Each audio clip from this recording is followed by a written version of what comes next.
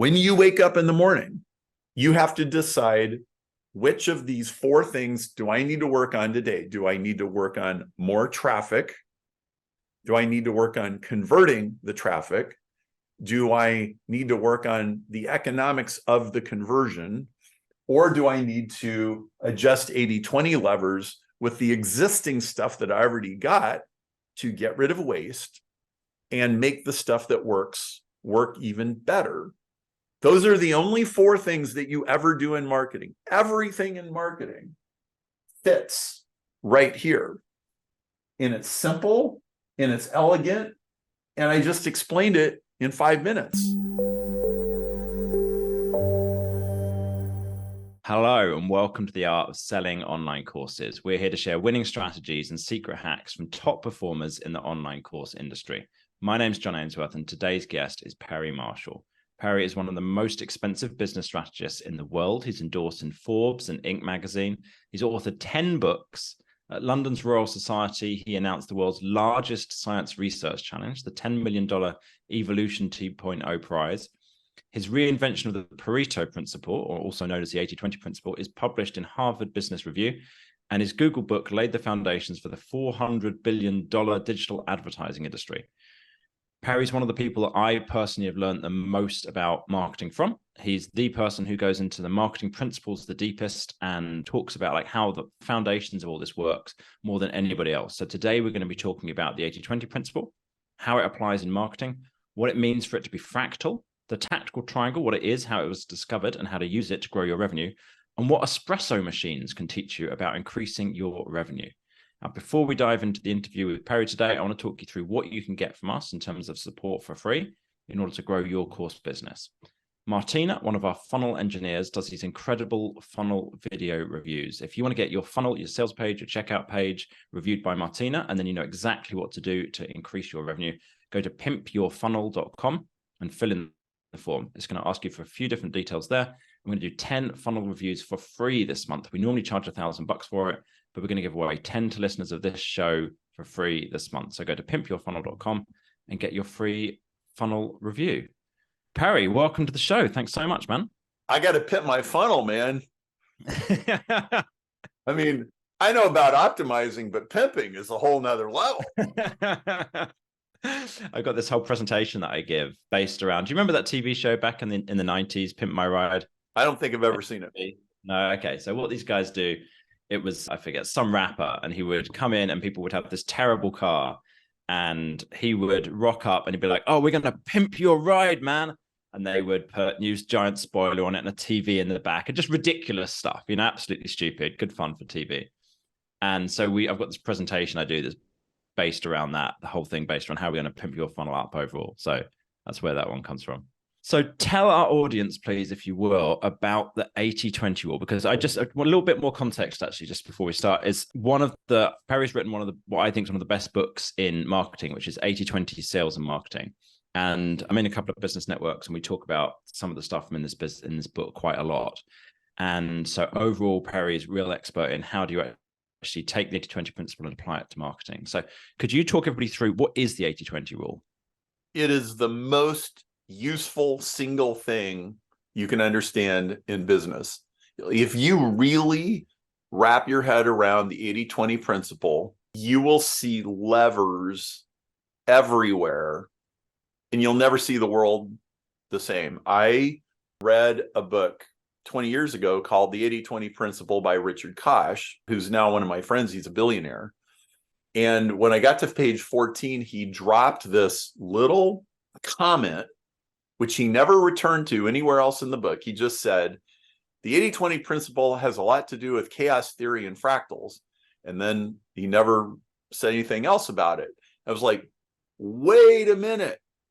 So I'm going to explain what the 80-20 rule is. I'm going to explain what does it have to do with chaos and fractals, and why does this mean there's levers everywhere? So 100 years ago, a guy named Vilfredo Pareto in Italy did a study of a bunch of countries, and he found out that all the different countries he studied, it didn't seem to matter what kind of government they had, or it always was the case that 20% of the people owned 80% of the land, and 80% of the people owned the other 20% of the land, which if you stop and think about it, It means the people that have 16 times more stuff than the people who don't. And this became known as the 80-20 rule. And it's not just true about land ownership in countries 100 years ago. It's true of ownership of just about anything for all time. And it's also true of just about every Excel spreadsheet in your entire business. And it applies to your traffic, and it applies to your conversions, and it applies to your product sales, and it applies to your support tickets, and the size of craters on the moon, and rabbit populations, and church donations on any given Sunday morning, and the output of dairy farms in Wisconsin, or just about anything. It is so consistently predictable. It's the law of inequality. And most people spend most of their life fighting it instead of harnessing it. And they end up on the wrong side of it instead of the right side of it. And so when I read that little piece of Richard's book, I suddenly realized, oh my goodness, this is everywhere. I just didn't know it until right now. And I jumped up and I ran home. And at this time, I had been in business for a year and a half. So I think everybody who we're talking to, and you, we all know what it's like to have been in business a year and a half. You're wobbly, you're probably hopefully making your car payment. Maybe you are some months and you aren't other months. You're starting to get some traction. You're starting to get some clients. And I looked through my web stats and my invoices and my clients, and I'm like, he's right. This is everywhere. This explains everything. Oh my word. And I ended up a few years later working out a math formula that's on my website, 8020curve.com, where you can literally say, I own a Starbucks. I sold 5,000 lattes this week. How many $2,500 espresso machines will I sell? And it will be right. It's scary how powerful this is. And so 80-20 says that 20% of what you do produces 80% of what you get. And it also says that 20% of 20% of what you do produces 80% of 80% of what you get. So that's 4% generates 2/3 of your results. And then you can do it again. That's what fractal means. It means a pattern inside a pattern inside a pattern inside a pattern. So 80 of the 80 of the 80 comes from 20 of the 20 of the 20. So that means 1% of what you do produces 50% of what you get. So for example, last year, whatever you made last year, half of what moved the needle happened in about 3 days. And I'm not saying it was 3 days in a row. I'm not saying it like it could have been a quarter of a day over here and a half a day over here and another day over here. But like when you string those together, that 3 days worth of time generated half of your income. And the other 362 days generated the other half of your income. And if you're not aware of this, it'll just go by. If you're aware of this, you'll suddenly realize, hey, wait a minute. There's a bunch of stuff I should be doing a lot more of. And there's a whole bunch of stuff I should do less of. There's even stuff just by stopping doing it, I will make more money because it's actually making me negative money. And so when I discovered this, my hair just was on fire.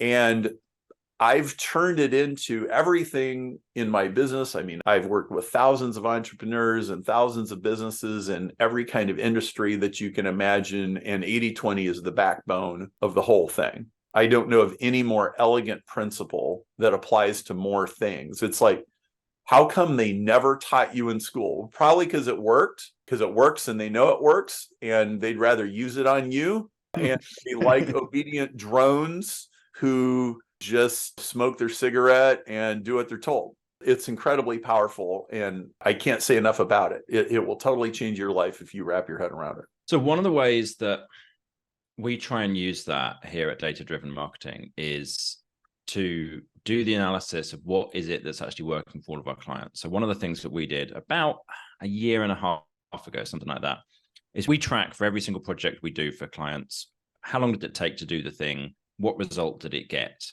And so we went through and did this 80-20 analysis, like I said, about a year and a half ago, 2 years maybe. And we found there were these very limited number of tactics that we'd implemented on our clients' behalf that actually got the majority of the results. And there were various reasons for this. Like, so one of the things that wasn't working was webinars. It doesn't mean that webinars as a whole don't work. It meant that webinars wasn't working for our clients because, you know, there was a whole bunch of reasons. They didn't like doing them. They didn't want to do it. They didn't ever get around to it. So it didn't matter how much time we put in, they didn't do it. All kinds of stuff, right? And we boiled it down to these 8 tactics that we were implementing. And we did that because we were trying to turn what we did as an agency into a group coaching program. Like, so we could actually explain it to other people. Like, can we boil this down to the crucial thing? What we found really interestingly at that point was we stopped doing every other tactic for our agency clients as well. Because like, if these are the tactics that always work, why would you do any of the other? If this is the 80-20 for teaching it, this is the 80-20 for delivering it as well. And so we're just in the middle of going through doing that again now. So we're like, okay, we've done that for a couple of years for people. And we're like, I think there's more, you know, there's fractal, like you say, right? I think there's another go round of this of like, okay, what other bits can we cut out? What we found when we started doing just that 80-20 was all of our delivery clients started getting way better results because we were only doing the absolute best things for them and cutting everything out again. And the things that we found, what we managed to combine that with was actually the tactical triangle and implementing tactics specifically around the 3 different areas of that. Could you explain to everybody what the tactical triangle is? No, why don't I take a walk into my the next room here, and I'll draw it on the board here.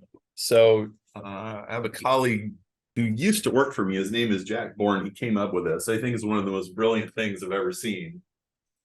It says everything in marketing comes down to 4 things. So everybody's heard traffic and conversion. Here, let's see.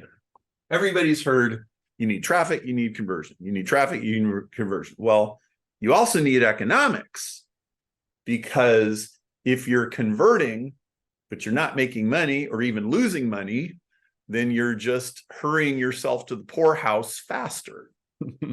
And so traffic, so think of it as a circle. You generate traffic, you convert the traffic, you get money from the traffic conversion economics, and you take your money that you made and you reinvest it in traffic, and you make it go around. And what any good business does is it makes the wheel spin. And Jack said to me, but there's a triangle inside the triangle, and that's 80-20.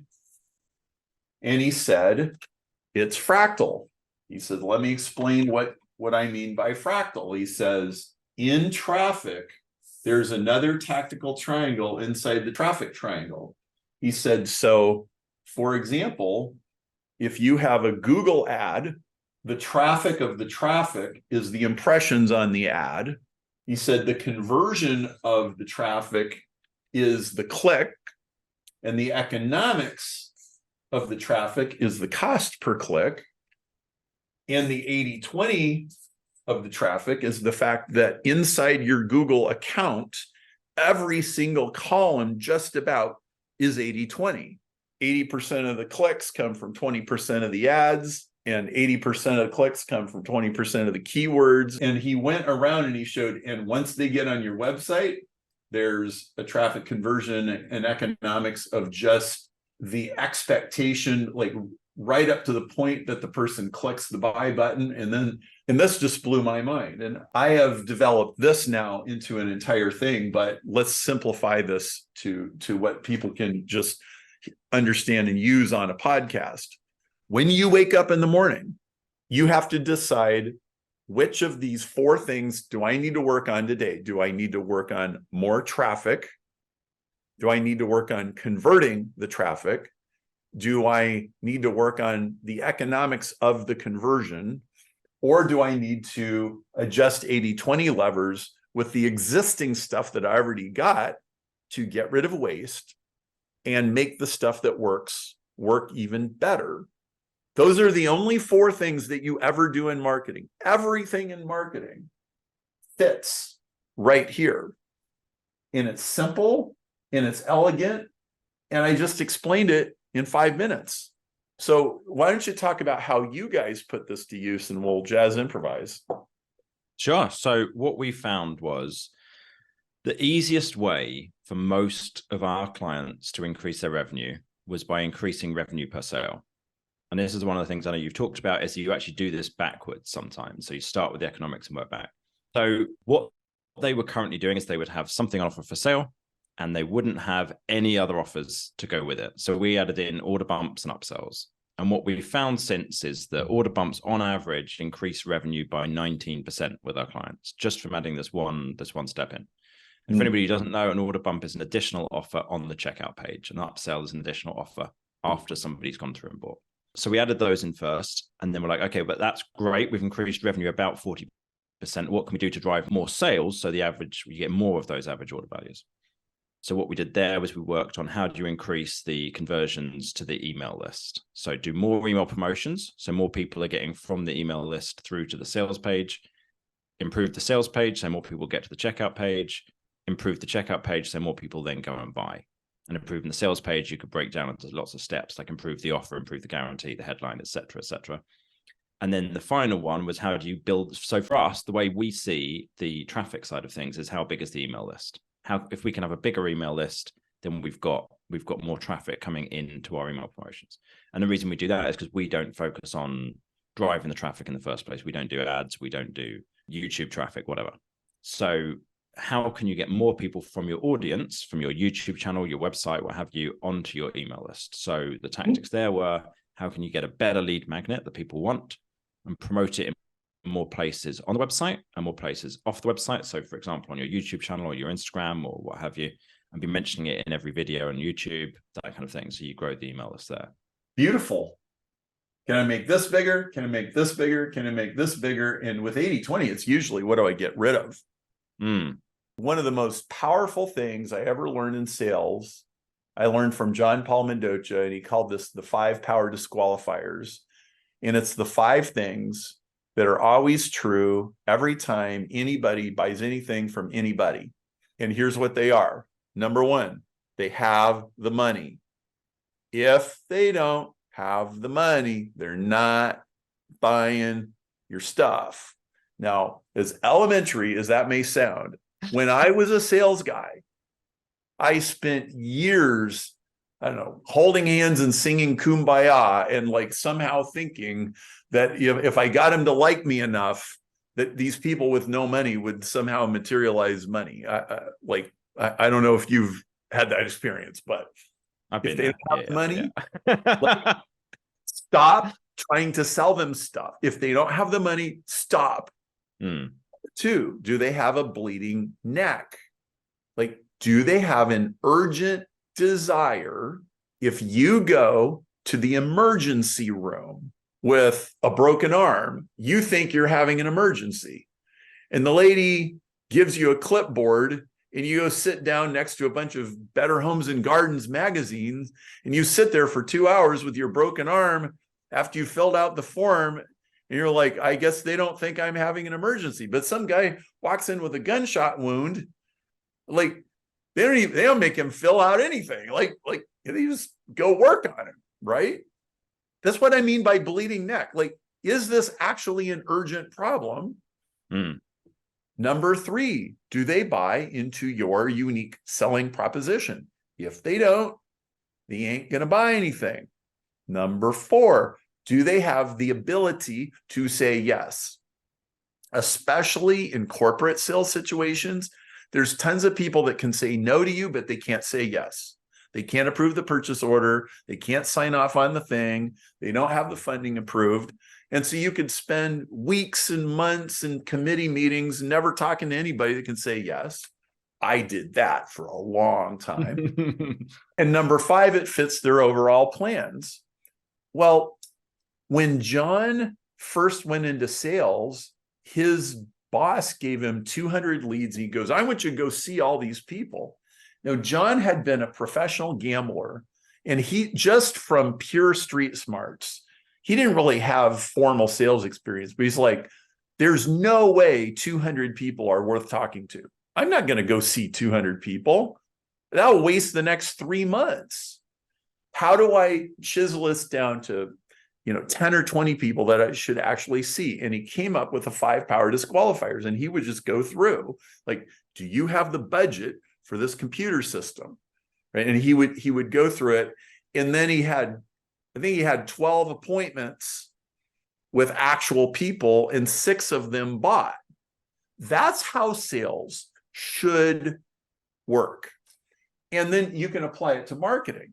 Now, the way you guys apply it, the way you were talking a few minutes ago was, well, we have all these things that we've come up that we've done with clients, and we've had all these clients, and we've tried all these things, but we really found out there's only 5 or 6 things that move the needle, and these are the things that we do. And look, entrepreneurs are idea people. They're supposed to be idea people. They're supposed to always be thinking of stuff, and they're workarounds and splitting the atom and like all that.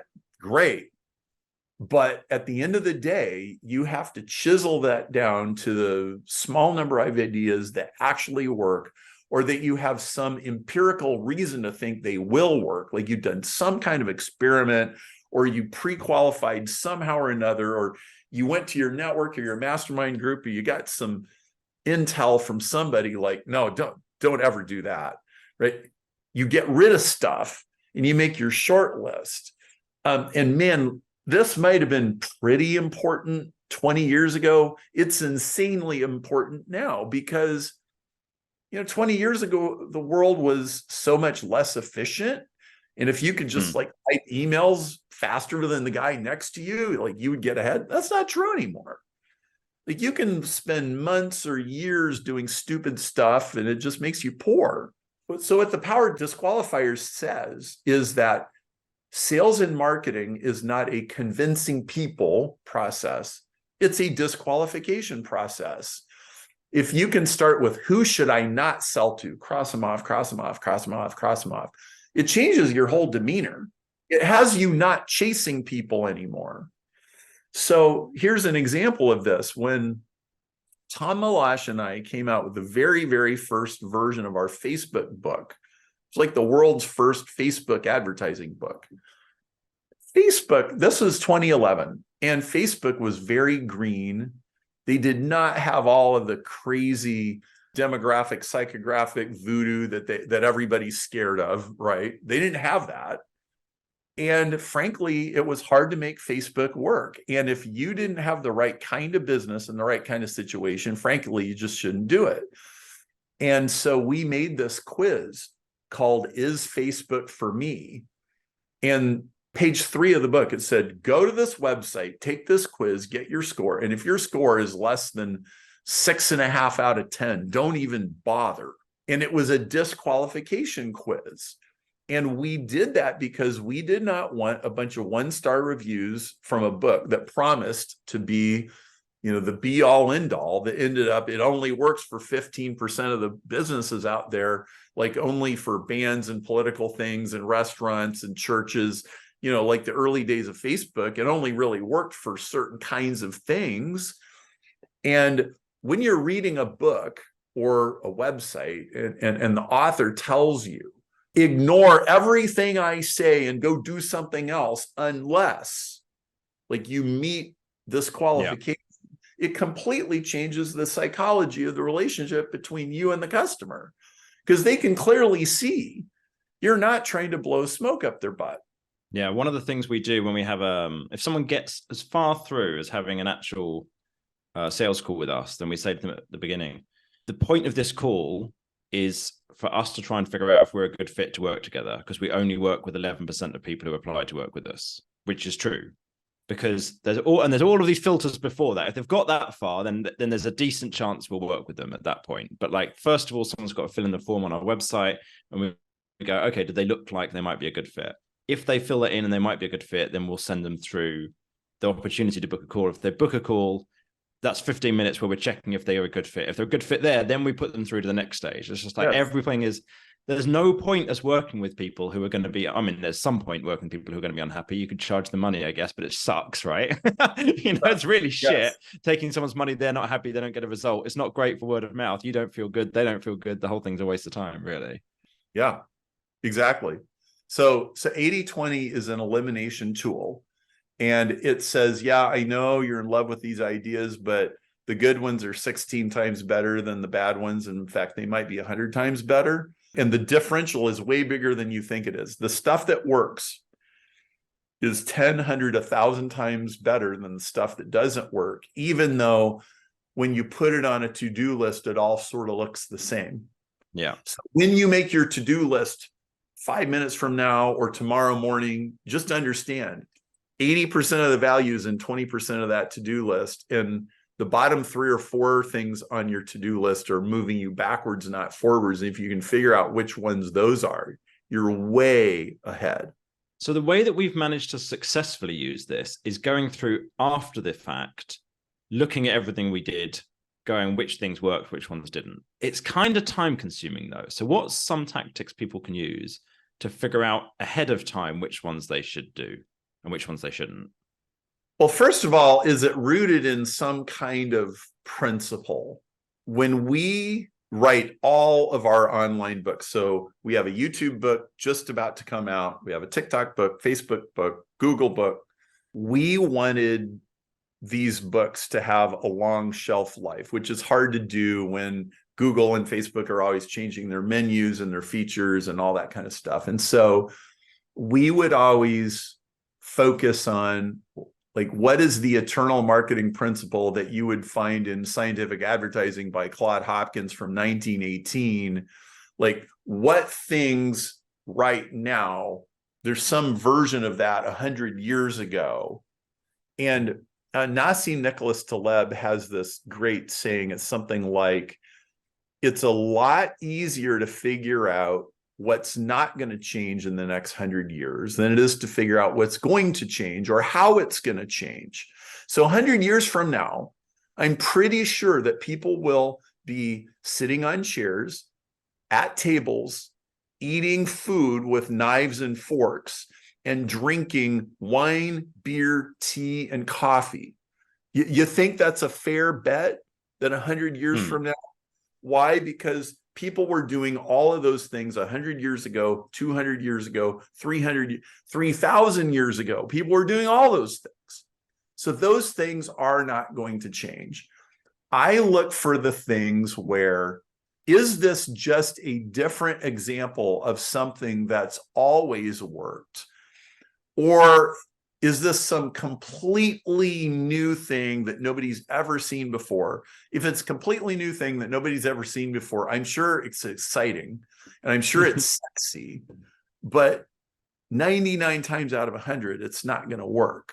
And 999 times out of 1,000, you are not the first person that's ever done this.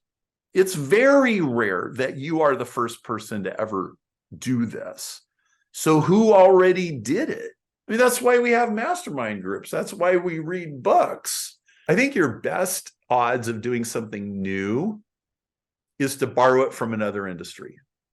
Mm-hmm. Oh, the chiropractors do that, but the bowling alleys never do that. But it always works when the chiropractors do it. So it's got to have at least a prayer if we try it at the bowling alley.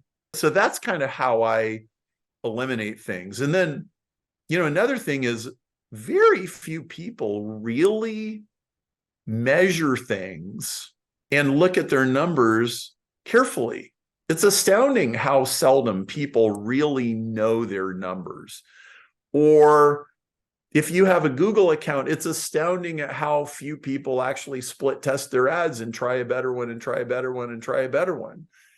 Or, some people should be split testing their video reels, or they should be split testing which lead generation magnet they're using or which upsell they're using. And what we always test is what worked on a small number of customers in an improvised situation that wasn't a formal test. Like, we went to a workshop and we were talking to customers. Here, I'll give you an example of that. when I was very, very new in my business. In fact, it was that same time period where I talked about reading the 80-20 book. I had this CD that I was giving away on my website. It was a lead generation magnet. And the first title of the CD I used was The Cold Call Curse. And I was trying to help people get rid of cold calling and have advertising work for them instead. I went to a trade show and I booked a presentation in one of the presentation rooms at the trade show. And then I walked through the trade show and I would go booth to booth and I'd say, hey, I'm doing a presentation this afternoon. Here's a little invitation. You can come to it at 3:00. And I would try different titles of my presentation. And I went to one booth and I said, it's called Guerrilla Marketing for High-Tech Salespeople. And the guy's like, oh, that sounds great. And then I went around and like the next booth, like, yep, they like that title. Next booth, yep. That became the title of my CD. I find that most of what you test with traffic and money and advertising dollars, if it doesn't come from an organic conversation somewhere, it's probably wrong. Because you and I are talking, and you're talking to me and I'm talking to you. And if I say something that makes your eyes light up, that didn't cost me anything but a few seconds of oxygen coming in and out of my mouth. Clicks might cost $5 a click.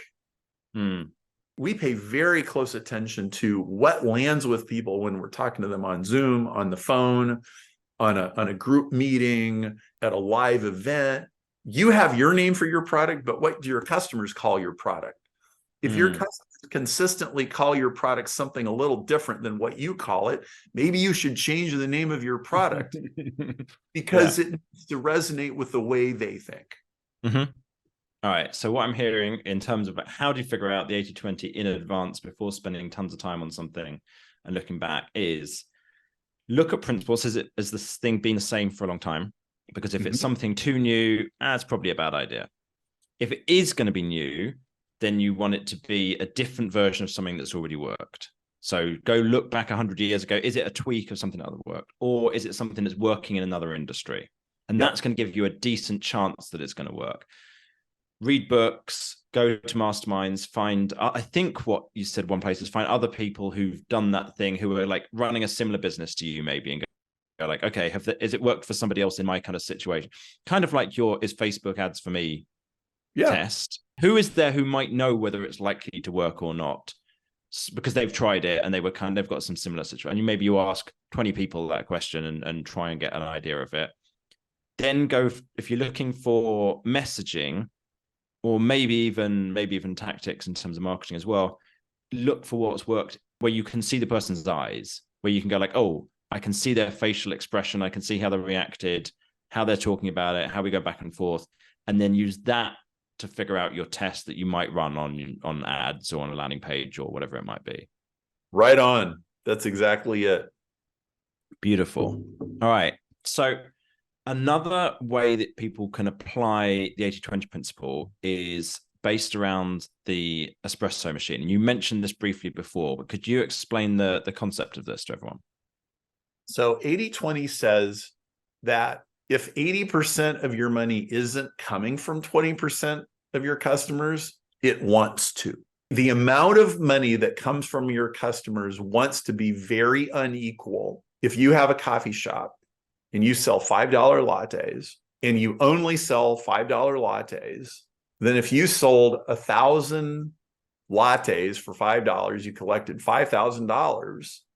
And 80-20 says 20% of those people want to spend $20, not $5.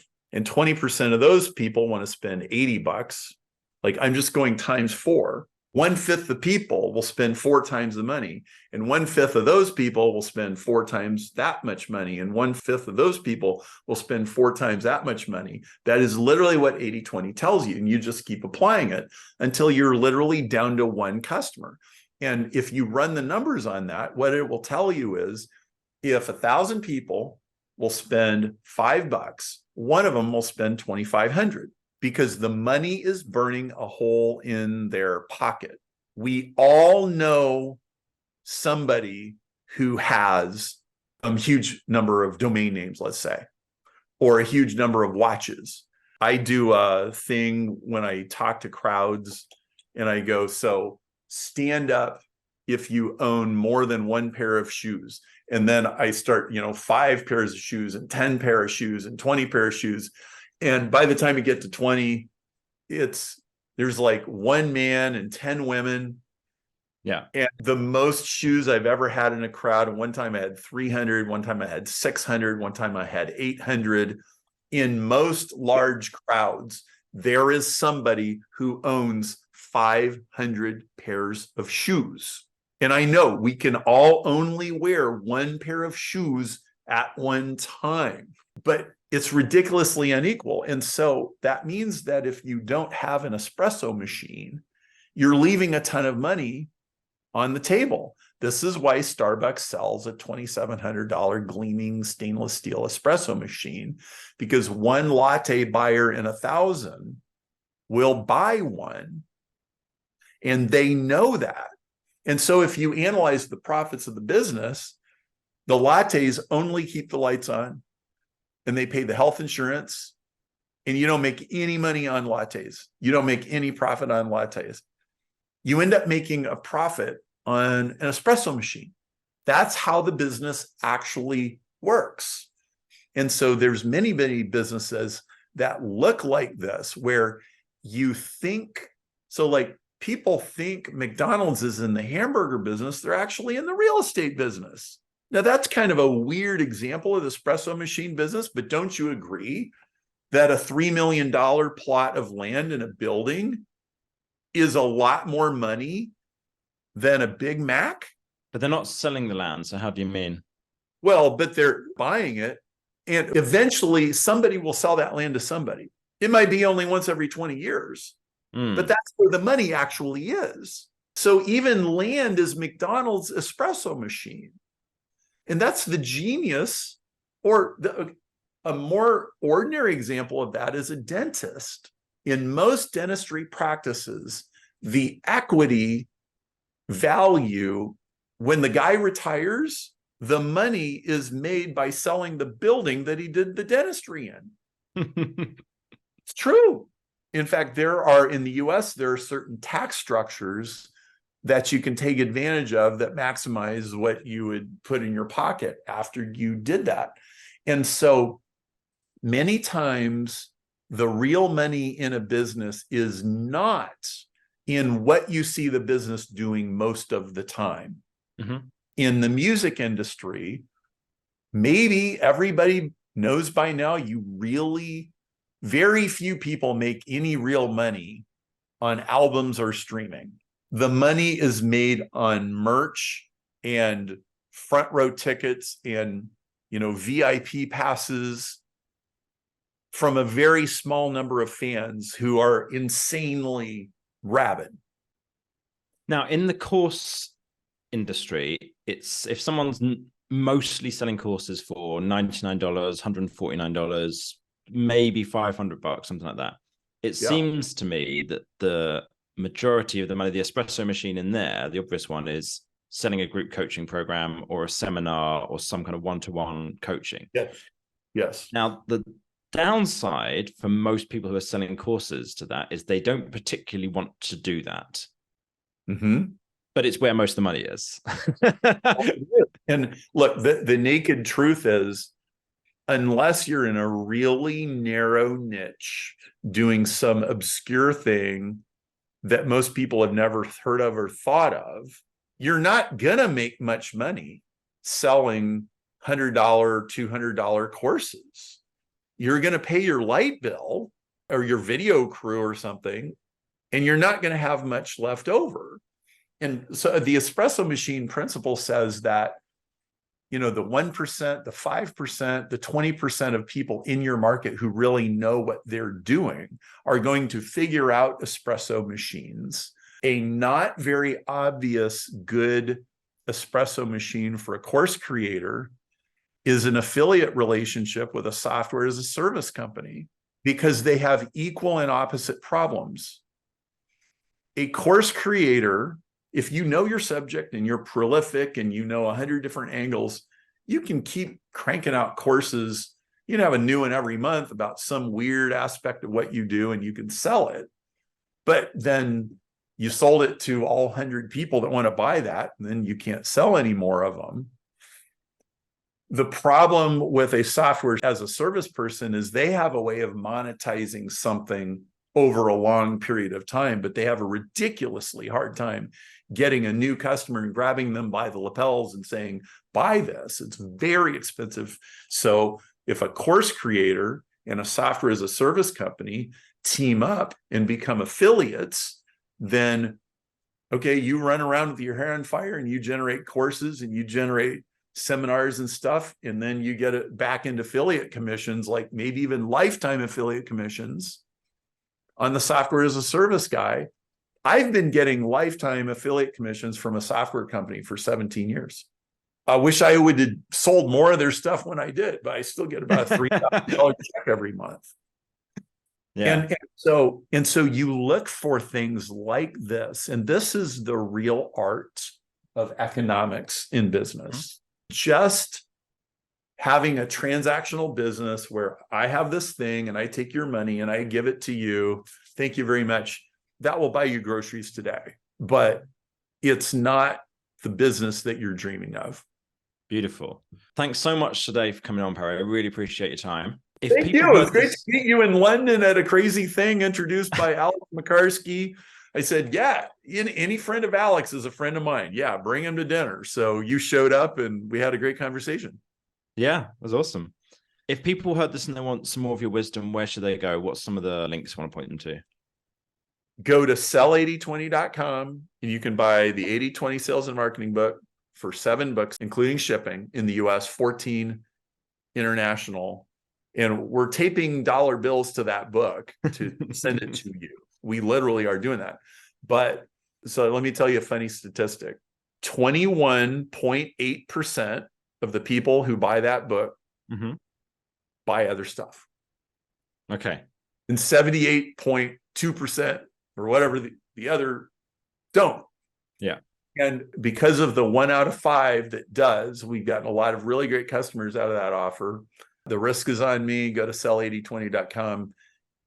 The book will change the way you see everything. You'll never think about business or really even the rest of your life. Like 80% of the foot traffic is on 20% of the carpet in your living room. I mean, this 80/20 thing is everywhere. And when you see it, you can't unsee it. And you'll see all kinds of levers all over the place. And it'll make it a lot easier to run your business and make it be what you really want it to be.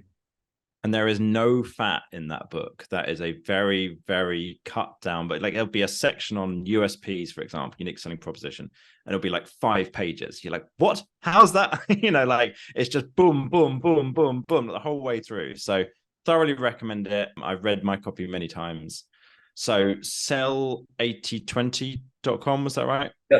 Yes. It'll take you right to a sales page and you can check it out and it'll change your life. It's the kind of book you should read once a year for the rest of your life.